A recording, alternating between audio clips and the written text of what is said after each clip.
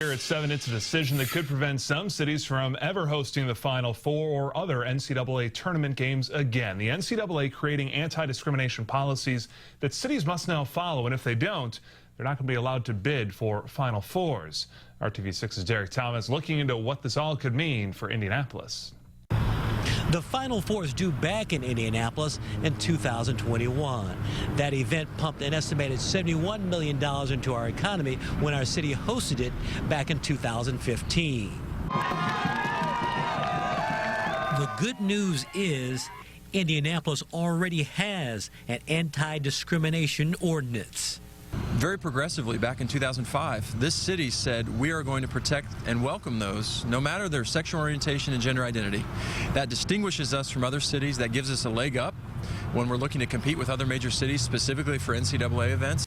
That said, business leaders say more needs to be done. There is a deep commitment amongst the business community in Indianapolis and across the state to making sure that we are seen as a welcoming state, and that means creating a statewide non-discrimination policy.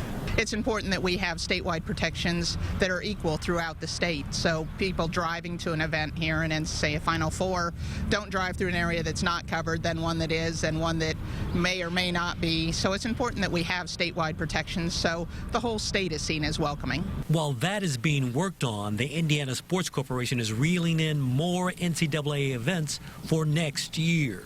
We have a continuing partnership with the NCAA. We have first and second rounds of men's basketball. We have water polo. We have fencing. In addition to sports that we have with other organizations who care as equally as much as the NCAA does on this topic.